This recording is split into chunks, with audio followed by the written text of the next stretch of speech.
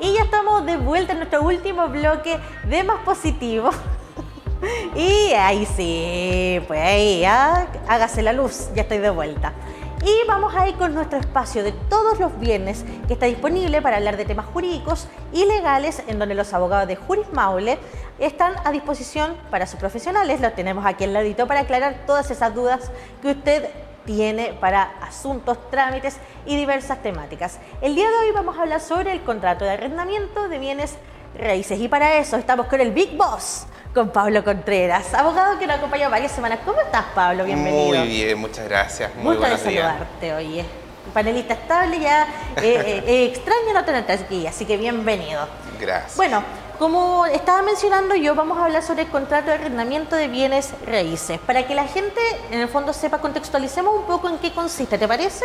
A ver, bueno, vamos a hablar específicamente del arrendamiento, pero de propiedades. ¿Ya? Eso también para que quede bastante claro, porque existen otro tipo de arrendamientos que pueden ser de vehículos o de otro tipo de bienes, pero nos vamos a circunscribir exclusivamente a los bienes raíces, que los podemos dividir en dos grandes categorías: bienes raíces urbanos y bienes raíces agrícolas. El término lo dice, bienes raíces urbanos, estamos hablando de bienes raíces destinados a la habitación, oficinas, locales comerciales, y los agrícolas evidentemente para la explotación de un campo, ¿ya? Esto es importante tenerlo claro porque la forma en que se realiza el contrato de arrendamiento, los requisitos y también la forma en que se termina y la forma en que se demanda un término son distintos. Perfecto. ¿Ya? Quizá el caso más común y donde nos vamos a abocar especialmente va a ser el contrato de arrendamiento de propiedades utilizadas para la habitación, que yo creo que es el principal problema que la gente hoy día tiene. ¿Cuál es el problema? La gente que arrienda hoy día una propiedad, ya sea como arrendador o arrendatario. Arrendador es quien es dueño de la propiedad y entrega la propiedad a otra persona, y arrendatario es la persona que quiere arrendar una propiedad, ¿ya? Para que tengamos esa idea también súper clara, porque a medida que vayamos hablando vamos a hablar de derechos del arrendador y de derechos también del arrendatario. Entonces, el problema normal que tienen las personas es cuando arrendan una propiedad normalmente destinada para la habitación, es decir, para poder vivir en el inmueble. El contrato de arrendamiento básicamente es un contrato que, ojo, aquí esto es súper importante, la ley no exige que sea por escrito. El contrato de arrendamiento basta con que sea consensual. ¿Qué significa eso? Yo te pago una cantidad, tú me entregas una propiedad y ese solo acto ya es un contrato. O sea, que sea simplemente de palabra y que exista un pago mensual. Exacto, porque hay que tener claro que no todos los contratos en nuestra legislación, de hecho la mayoría, no son escriturados. Hay muchas cosas que nosotros hacemos en el día a día que no tienen un contrato. Por ejemplo, si yo me subo hoy día y tomo una micro, un colectivo, es un contrato de transporte pasajero. Si bien me van a entregar un pasaje, pero no hay un contrato. Pero eso es un contrato. Lo mismo ocurre con el contrato de arrendamiento. No requiere estar escriturado para existir. Sin embargo, y aquí viene obviamente una precisión muy importante, el consejo es siempre escriturarlo.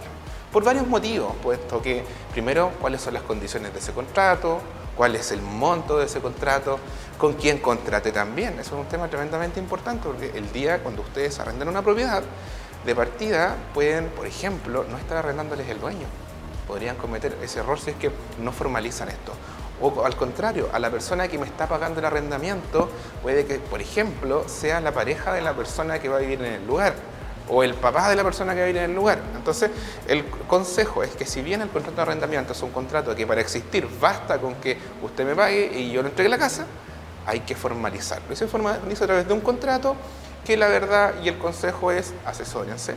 Pueden hacer esto directamente con un abogado o pueden ir a una notaría que también los ayude en la redacción de este contrato, pero háganlo, porque hay ciertas cosas que son muy importantes que tener claro al momento de celebrar un contrato de arrendamiento. El primero es que el contrato de arrendamiento tiene que celebrarlo el dueño de la propiedad, ¿ya? O también una persona que sea arrendatario de la propiedad, pero que tenga el derecho a subarrendar. Por eso es un tema un poquito más complejo que vamos a abordar un poquito más adelante. Perfecto. Entonces, y lo segundo es el plazo que va a durar ese contrato. Y lo tercero, y quizá también lo más importante, cuál es el valor que va a tener el contrato de arrendamiento, ¿ya? Entonces, teniendo claro un poco estas cosas, ustedes pueden, obviamente con los datos, con el título de dominio vigente de la propiedad, que acredite que la persona que lo está arrendando es dueño. Esto es súper importante porque hasta hace poquito, hasta hace un par de años atrás, si yo le arrendaba una propiedad a alguien, no me exigían ningún documento para acreditar que yo era el propietario. Hoy en día, con las reformas legales, es obligatorio acreditar que yo soy dueño. porque ocurría mucho que a veces quien arrendaba no era el dueño, era la pareja del dueño, o era una herencia, o tenía algún derecho sobre la propiedad. Entonces después se formaban los conflictos, porque a lo mejor venía otra persona que también te decía ser dueño o que tenía derecho sobre la propiedad a decir, oye, no, pero esta es mi propiedad, chuta, es que yo le pagué a tal persona. Entonces formaban conflictos que hoy día la ley pretende evitar, con la exigencia de que ustedes al momento de ir a firmar un contrato de arrendamiento a la notaría, les van a exigir el título de dominio vigente que acredite que la persona que se lo está arrendando es el propietario, ¿ya? Superado estas situaciones que son como las iniciales, ya tenemos Eso un poco como las claro formalidades, las básicamente. formalidades, exacto. ¿Ya? Vamos a encontrarnos con distintos tipos de contratos de arrendamiento y eso va a depender de lo que ustedes quieran hacer. Por una parte tenemos contratos de arrendamiento, como decíamos, de predios urbanos y de bienes raíces agrícolas. La diferencia cuando ustedes hagan un contrato de un bien raíz agrícola, que es cualquier terreno destinado a la explotación agrícola que tenga más de 1 hectárea, si es inferior a 1 hectárea se entenderá que es un predio urbano o se regirá por las reglas de los predios urbanos. Ah, perfecto. ¿Ya? Por ejemplo, yo podría tener un terreno de 5.000 metros que en realidad yo tengo una casa ahí, pero que su uso sea agrícola porque no se ha cambiado el destino de la propiedad, pues probablemente va a estar fuera del plano regulador. Entonces, ¿qué es lo que va a ocurrir? Se tiene que arrendar como si fuera una propiedad urbana, puesto que es inferior a 1 hectárea. ¿Ya? ¿Cuál es el requisito adicional en el caso de los predios agrícolas? Es que además de que ustedes vayan a firmar el contrato, tienen que ir 2 testigos para acreditar que en realidad ustedes están haciendo este contrato. O hacerlo por escritura pública, dice la ley. La escritura pública es un documento que también se hace en la notaría, pero es más complejo, es más caro y es un documento que, a diferencia del contrato de arrendamiento normal o de la mayoría de los documentos que ustedes firman, a lo mejor un finiquito, etcétera, son documentos que el notario los firma, los autoriza y se los entrega. Él no los guarda. Ustedes, cada uno se queda con una copia, pero el notario no resguarda nada. Mientras que la escritura pública es un documento en que el notario está en la obligación de resguardar permanentemente, de hecho, en teoría, para siempre. Entonces, si a ustedes se les pierde ese documento, pueden ir a la notaría y pedir una copia. Siempre va a estar disponible. Mientras que el documento normal, que se denomina documento entre privados, si a ustedes se les pierde, no hay contrato. Habría que redactar otro. Esa es la diferencia, ¿ya? En el fondo porque da un poco más de certeza, por varios motivos en realidad. Primero porque los contratos de bienes raíces agrícolas pagan impuestos. Y además de eso, bueno, en principio todo contrato de arrendamiento paga impuestos. Claro. Pero la diferencia, pero hay ciertas excepciones, no vamos a ahondar tanto en eso, pero la diferencia es que los predios agrícolas siempre pagan impuestos. Y además el arrendador está obligado a decir en qué tipo de renta tributa, pero tampoco vamos a ahondar tanto en eso, ¿ya? Ya. Ahora bien, también hay contratos que son superiores a 1 año e inferiores a 1 año. Aquí hay una diferencia muy relevante. Si es superior a 1 año, el arrendatario siempre va a poder subarrendar la propiedad. ¿Qué significa eso? Que si yo arrendo la propiedad y en realidad, ya sea que es indefinido o superior a 1 año, yo voy a poder arrendarle esa propiedad a otra persona, si yo quisiera. Esa es la ventaja de los contratos superiores a 1 año. La verdad es que tiene un sentido, a lo mejor no tanto en las propiedades destinadas a la habitación, pero sí lo tiene mucho, por ejemplo, en los locales comerciales. Porque puede que yo, claro, por ejemplo, compre o arriende un espacio que a lo mejor ni siquiera está terminado de construir, yo termino de construirlo, instalo un negocio, y la verdad es que me doy cuenta que la ubicación es buena, pero no es para mí el negocio. Pero yo tengo un contrato que a lo mejor me amarró 5 años. Evidentemente son contratos que duran más tiempo. Entonces yo se lo puedo subarrendar a otra persona para que instale un negocio, esa persona me paga a mí y yo le pago al dueño. Perfecto, ya. De hecho, Listo. se pueden hacer hasta negocios con esto, porque puede que yo cobre un poco más que el valor del arrendamiento, porque yo lo arreglé, eso también es importante. Sí, pues ahí uno tiene que tomar en cuenta todas esas consideraciones. Mira, Pablo, te puedo preguntar algo antes que sigamos, porque cuando estamos hablando de hacer los contratos de arrendamiento, tú decías, claro, hay unos donde uno se asesora con ustedes, los abogados, pero hay otros que uno va a la notaría. En los momentos, por ejemplo, de resolver conflictos, ¿qué tanta validez tiene el que uno firma en la notaría como el que uno redacta con ustedes? Ya. Yo creo que ahí a lo mejor no fui tan preciso. Cuando el contrato siempre se va a firmar en la notaría. La Claro. diferencia es que las notarías también tienen ciertos formatos tipos con los que ellos trabajan y que ustedes le entregan los datos y ellos los llenan un poco en el fondo con la información que se entrega. La diferencia de hacerlo con un abogado es que de repente hay ciertas cláusulas, ciertas exigencias que el abogado va a establecer en el caso concreto, porque no todos los contratos son iguales. O sea, cuando ustedes tienen un formato tipo, claro, el contrato va a existir, va a estar el monto del precio del arriendo, va a estar la fecha de restitución, van a estar las cláusulas mínimas, pero van a haber ciertas situaciones que son tremendamente importantes muchas veces agregarlas al contrato, como por ejemplo, qué pasa cuando llega la fecha de la entrega de la propiedad. contrato se prorroga o no se prorroga. Por ejemplo, si el contrato se fija en 300.000 pesos mensuales, pero pasan un año y el contrato se renueva, ¿qué va a pasar con el reajuste? ¿Se va a hacer en base al IPC? ¿Va a ser en base a algún porcentaje? ¿Cómo se calcula ese porcentaje? ¿Va a ser en base a UTM? Entonces, hay muchas cosas que son tremendamente importantes verla en el caso a caso, porque también el arrendador y arrendatario pueden tener ciertos acuerdos también, que a lo mejor no son lo normal. Un ejemplo, que el contrato de arriendo los primeros 6 meses valga, no sé, 200.000 pesos, pero a contar del séptimo mes va a ser 300.000 pesos, por Claro. algún acuerdo entre ellos. O que en realidad la propiedad se va a entregar, pero él va a hacer algunas mejoras en la propiedad. Un ejemplo, no sé, va a hacer alguna pequeña ampliación porque necesita más espacio, pero en realidad quiere que ese dinero no perderlo porque evidentemente eso va a quedar en la propiedad y a lo mejor el arrendador le dice, mira, yo te puedo bajar el arriendo en 100.000 pesos. Todas esas cosas pueden quedar Claro, y en el descontando. contrato. Ah, ya, perfecto. Entonces, al final, todos los contratos terminan en la notaría. La diferencia es que en la notaría está el contrato tipo y con Exacto. ustedes se puede hacer uno más específico. Ya, Justamente. ahí me quedó clarito Para ver como el el caso agua. a caso. Perfecto. Ahora bien, yo creo que quizá la duda más importante que tiene la gente es ¿qué pasa si no me pagan, por ejemplo? O al revés, ¿qué pasa si yo no pago? Normalmente ese va a ser el principal problema que hay en los contratos de arrendamiento. Claro. ¿Ya? Bueno, la verdad es que siempre se recomienda, por ejemplo, si el arrendatario, que es la persona que está arrendando la propiedad, es decir, no el dueño, para que no nos confundamos con los conceptos, si tiene algún problema de atraso, lo primero, y consejo siempre que lo doy para todo tipo de problemas jurídicos, convérselo primero con el dueño. O sea, ese es Obvio. el paso 1. Y esto es tremendo. Explicarle qué pasa. Y esto es algo de tan de sentido común, pero en la práctica no ocurre. Mucha gente prefiere no decirlo, ocultarlo, después me pongo al día, pero a veces ocurre que el arrendador puede que cuente con ese dinero y quiera demandarlo inmediatamente. Entonces, el consejo siempre es trate de solucionar el problema entre los dos, porque a lo mejor si es una situación eventual, usted siempre ha pagado, probablemente el arrendatario va a decir, ya no importa, te espero a fin de mes, o el próximo mes trata de pagarme los 2 meses, o te lo reprogramo y págame la mitad este mes y la mitad el otro. O sea, yo creo que siempre hay soluciones. El tema está cuando no se paga y esto se va perpetuando en el tiempo. Pasan 2 o 3 meses, evidentemente el arrendatario va a querer que le entreguen su propiedad, es decir, va a querer terminar el contrato. Hasta hace 1 año y medio aproximadamente, antes de que entrara en vigencia una ley que se denomina, o que se le denominó la ley Devuélveme mi casa de manera muy popular, no es el término correcto, pero así se le denominó como claro. iniciativa legal para que la gente lo pudiera entender. Era un poco complejo y largo obtener la restitución de una propiedad, la verdad.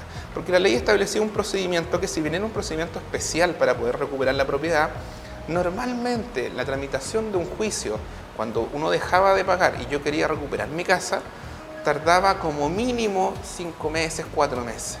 Incluso podía llegar a ser un poco más de tiempo, hasta 1 año, 1 año y medio, dependiendo de la situación particular del juicio. Entonces, ¿qué es lo que ocurría? Que durante ese tiempo, en la práctica, más que lo jurídico, yo demandaba a mi arrendatario para que desocupara la propiedad. Algunos arrendatarios no se iban con la demanda, algunos incluso contrataban a un abogado para defenderse en el proceso, dilatando el juicio. Y finalmente, cuando ya perdían y salía la orden de desalojo de la propiedad, el arrendatario se iba, pero pasaba 1 año en que no me había pagado, en que no pagó luz, en que no pagó agua, en que no me pagó el arrendamiento, y la persona desaparecía. Y al final me dejaban con la deuda y con todos estos meses o hasta casi 1 año sin que me hubiese pagado. Y eso en un buen caso, considerando que la persona hubiese demandado apenas le dejaron de pagar. Pero la verdad es que muchas veces eso no ocurre, porque la gente también quiere evitar un juicio y muchas veces hablaba con el arrendatario, por favor, se ocupa la propiedad, o págame lo que debes, no, yo le voy a pagar, típicas promesas, y muchas veces pasan 6 meses, 1 año. Hay gente que realmente llega a la oficina hasta con 2 años en que no le han pagado nada y no ha hecho ningún juicio. Y a eso ya hay que sumarle los 6 meses hasta 1 año de tramitación. O sea, había gente que realmente estaba 3 años que no le pagaban nada. O sea, una pérdida terrible. Lo que hizo esta nueva ley fue que este proceso, que era un poco largo, cambiarlo y hacerlo mucho más expedito. Porque la ley antigua partía bajo la lógica de que yo presentaba la demanda, se citaba una audiencia, en esa audiencia el demandado se podía defender dependiendo del motivo por el cual yo lo estuviera demandando, normalmente era por el no pago del arrendamiento. Después el tribunal al tiempo después dictaba una sentencia, la sentencia podía decir que sí, que me desalojaran de la propiedad, pero luego de eso yo tenía que, una vez que ganaba, volver a notificarlo para que saliera del inmueble, y un receptor le decía, ¿sabe qué, señor? Tú tienes que salir del inmueble, la persona no abría o no contestaba, y ahí yo recién podía pedirle al tribunal que por intermedio de Carabineros sacaran a la persona de la casa. Y mucha gente, incluso hacía esto varias veces, sabiendo que cuando llegaba la orden tenían que irse, antes de que llegara la orden, desalojaban la propiedad. Pero eso era muy largo. Claro. Entonces, esta ley lo que hizo, tiene varios cambios, pero lo más importante es que cambió el paradigma. Si ustedes se fijan, yo partía con una demanda y terminaba al final, si es que no había un acuerdo, con un desalojo por la fuerza pública, en el que podían pasar de 6 meses a un año. Claro. Ahora lo que hace la ley es toma esto, desalojo con fuerza pública, y lo coloca acá adelante. ¿Y qué es lo que dice? Si yo demando en los casos en que no me paguen el arrendamiento o no paguen los gastos básicos, ¿ya? O gastos comunes en caso de que sea un edificio, el juez de manera inmediata ordenará el lanzamiento con la fuerza pública. El lanzamiento es el desalojo. Es decir, yo presento la demanda y lo primero que dice el juez es que esa persona salga del inmueble con fuerza pública. Se le notifica a la persona y dentro del plazo de 10 días tiene la posibilidad de decir que pagó o ponerse al día inmediatamente. Son las opciones. Entonces, si no paga o si no acredita que pagó, lo que viene después de esos 10 días es el inmediato desalojo de la persona. Entonces, la diferencia es tremenda. Estamos hablando de un proceso que bien llevado, con toda la documentación, y aquí viene algo importante, con el contrato de arrendamiento, porque si no lo tienen no van a poder hacer esto en un mes y medio, en 2 a lo mejor, como mucho, van a poder sacar a una persona de la propiedad. O sea, cambió totalmente el sistema, pasando de un sistema en el que había que discutir todo para acreditar lo obvio, que no me habían pagado el arrendamiento, a que es al revés. Usted, arrendatario, acredíteme que pagó, y si no pagó, salga del inmueble. Claro. Mira, ahora quiero hacerte una pregunta que también, como yo no soy abogada, son preguntas más prácticas también en la rutina. Por ejemplo, tú hablabas que los principales motivos de que el juez puede determinar para el desalojo es el no pago del arrendamiento y, por supuesto, los gastos básicos. Por ejemplo, yo, propietaria de mi vivienda, se la arriendo aquí a la señorita Hermosa y la señorita Hermosa que está ahí no me paga. Entonces, por ejemplo, ¿cuántos meses o mensualidades impagas yo tengo que esperar? ¿A qué me refiero? ¿Tengo que esperar un mes? Si él no me la paga inmediatamente, ¿puedo demandar? ¿Cómo funciona eso? ¿Cuánto tengo que esperar? Va a depender siempre del contrato. Aquí hay un tema que la ley no se antepone porque el contrato puede decir muchas cosas. ¿Ya? Pero la regla general es que basta con el retraso de un pago al menos. Es decir, significa, en teoría, que según la redacción normal de los contratos, es que pase un mes y usted ya va a poder demandar. Lo lógico sería, para iniciar una demanda, supongamos que el día 10 de enero usted le tenían que pagar el arrendamiento del mes de enero, no se pagó el 10, esperar al fin de mes, no se pagó fin de mes, y quizás esperar hasta el 10 del otro mes en que se debiese generar otro pago. Si no se genera, ya inmediatamente las recomendaciones ya se puede demandar.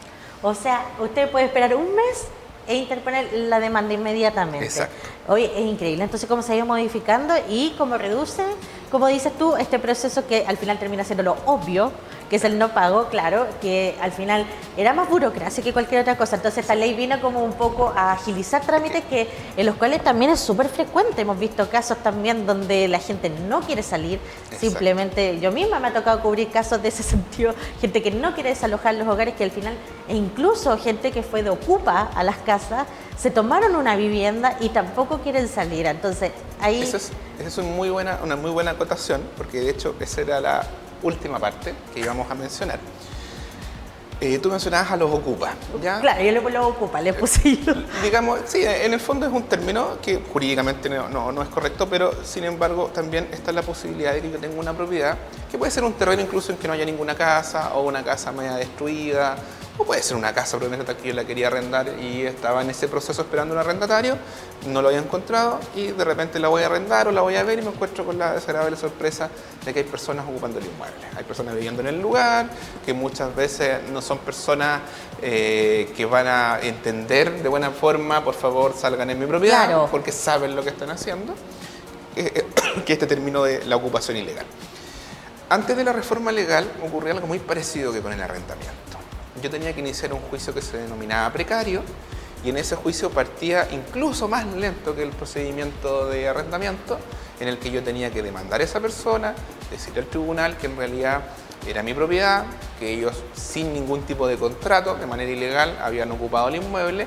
La ley dice por mera tolerancia, porque esto abarca en realidad todos los casos. Abarca el caso en que yo converso contigo y te digo, ocupa mi propiedad, la verdad es que la tengo desocupada, quédate un par de meses, pero sin que me pagues nada. Es decir, como por la buena onda. Claro, como para poder ayudar a alguien. Hasta también el caso en el que alguien ilegalmente entra a mi propiedad, qué sé yo, rompa algo, entre, o me entre con una llave, qué sé yo. Da lo mismo en el fondo el origen. Lo importante es que no haya contrato y que no haya un pago de arrendamiento, porque estaríamos de frente a otro escenario, ¿ya? Entonces, en esos casos, yo presentaba la demanda, le explicaba al juez que era mera tolerancia y el juez tenía que ordenar notificar a la parte demandada, se notificaba al demandado, luego de eso se tenía que presentar la prueba de que la propiedad era mía, había que notificar que se presentara la prueba, citar al demandado a declarar al juicio. Muchas veces yo ni siquiera sabía quién era la persona que estaba en ese lugar porque entró de manera ilegal. Luego de eso, una vez que terminaban todos estos trámites, pedí al juez que dictara sentencia. El juez ordenaba que la persona saliera del inmueble, nuevamente lo obvio que tenía que ocurrir. Después de eso tenía que irme a la segunda parte del juicio, notificarle la sentencia, que fuera un receptor a decir que tenía que desalojar el inmueble y cuando ya no hubiera caso, teníamos que llegar al desalojo con la fuerza pública. Y si se defendían, podíamos estar hasta 2 años, incluso había algunos juicios. Entonces eso hacía que la gente obviamente se decepcionara porque una de las cosas que nuestra Constitución asegura con mucha fuerza a las personas es el derecho a la propiedad. Pero sin embargo, cuando ese derecho a la propiedad recaía sobre un bien inmueble, nos encontramos con estos juicios tremendamente largos que finalmente hacían que la gente dijera, chuta, me voy a demorar 2 años, a lo mejor converso con la persona y se ven 1 año más rápido. Entonces ocurría que mucha gente se decepcionaba del sistema.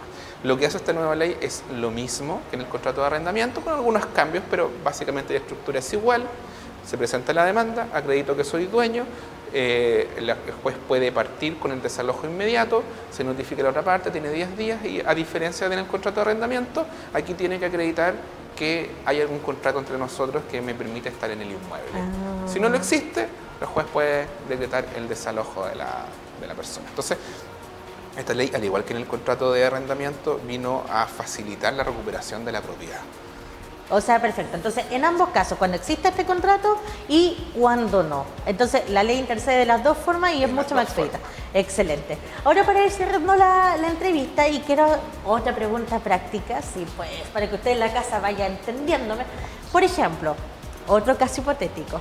Yo te arriendo mi casa, pero yo quiero agregar ciertas cláusulas que ay, no sé si va a sonar chistoso esto, pero lo sé. Yo, por ejemplo, yo puedo decir las cláusulas, no quiero niños en el inmueble, no quiero mascotas en el inmueble. Yo puedo hacer eso, por ejemplo. Yo puedo generar, es legal, por ejemplo, hacer eso. Estoy hablando, como te digo, de casos bastante hipotéticos. Estos son algunos ejemplos solamente. Bien. En estricto rigor, la ley permite que las partes de manera libre y voluntaria establezcan las cláusulas que estimen convenientes, ¿ya? Sin embargo, yo creo que respecto de la mascota, creo que es una cláusula que tiene un objetivo y puede ser entendible por el daño que se puede generar a la propiedad, porque podemos hablar de mascotas que pueden ser muy pequeñas, hasta perros que pueden ser muy grandes y que a lo mejor requieren un mayor espacio que una casa a lo mejor pequeña. Sin embargo, el tema de los niños me parece que es un tema más complejo, porque en el fondo, en principio yo creo que podrían pactarlo, pero se podrían establecer, vulnerar también el derecho de los niños. Claro, o sea, por eso yo lo preguntaba, son ¿es como legal que o no también? están en el borde de ser ilegales. Entonces yo no podría recomendar una cláusula como se prohíbe en el fondo tener niños. Lo que sí muchas veces se hace es establecer ciertos acuerdos. Uno puede elegir, a diferencia, más que establecerlo como una obligación en el contrato, establecerlo como un requisito al momento en que yo quiera arrendárselo a una persona. Yo puedo hacer un filtro como cualquier persona y, por ejemplo, arrendárselo solo a parejas solteras, jóvenes, de cierta edad, porque a lo mejor considero yo que esas personas van a cuidar mejor el inmueble. En eso yo tengo el derecho a arrendárselo a quien quiera. Claro. La diferencia está cuando yo establezco ciertas normas en el contrato que eventualmente podrían ser ilegales y vulnerar derechos de otras personas, como de los niños. Entonces, usted tiene todo el derecho de arrendárselo a una pareja soltera. Pero luego de eso, prohibirlo y establecerlo en el contrato, me parece que eso ya podría ser ilegal. Por eso quería consultárselo también, porque ahora se estila mucho a eso, la gente quiere cuidar sus propiedades, entonces, claro, dicen como las mascotas o los niños más pequeños y todo eso, pero esa era la idea también de poder De hecho, esa situación también tiene eco en otro tipo de legislación, ¿eh? En su momento fue muy común que en los condominios se prohibiera tener mascotas. Era, Sí. de hecho, prácticamente una de las normas que se establecían, salvo que los copropietarios establecieran normas distintas, pero hoy por hoy esa legislación, ese tipo de normas ya están prohibidas en los contratos, en los reglamentos de copropiedad. Perfecto. Hay ciertas limitaciones, por cierto, hay ciertas responsabilidades que tienen que tener los dueños de sus mascotas, pero ya no se pueden establecer prohibiciones. Claro, que eso obviamente eso, bueno, lo que son las obligaciones, los deberes y todo lo que uno tiene, lo que conlleva también utilizar una propiedad y arrendar una propiedad. Bueno, Pablo, muchas gracias por estar con nosotros ya a mediodía en Chile. Llegamos al final de nuestro programa. Hagamos llamado. Si usted quiere asesorarse en este tema u otro, ¿dónde los pueden contar a ustedes? Ya, nosotros tenemos oficina en la ciudad de Talca. Ya, y la verdad es que la forma más fácil que ustedes pueden hacerlo es a través de nuestra página web en www.jurismaule.cl. Ahí está apareciendo también en pantalla. Ahí van a encontrar todos nuestros datos, van a encontrar un número de teléfono, la dirección de la oficina, pueden mandarnos un correo. El consejo, quizás es la forma más práctica, pueden llamar o pueden mandar un WhatsApp, pueden explicar un poquito de qué se trata su caso y nosotros podemos agendarle una hora. Perfecto. Pablo, muchas gracias por estar con nosotros nuevamente esta semana. Esperemos nos volvamos a encontrar contigo, con Isidora, cualquiera de los dos, para seguir hablando de estos temas que puede afectarlo a usted, a mí, a cualquier persona. Así que gracias y nos volvemos a ver el próximo viernes. Muchas gracias igualmente, nos estamos viendo. Perfecto, y de esta forma nosotros llegamos al final de nuestro programa. Muchas gracias por su sintonía. Recuerde que conmigo nos volvemos a encontrar a las 14 horas con las noticias. Sí, pues después sigue el 30 Te Ayuda y mucho más con nuestra área a las 22 horas. Así que eso, que tengan excelente tarde.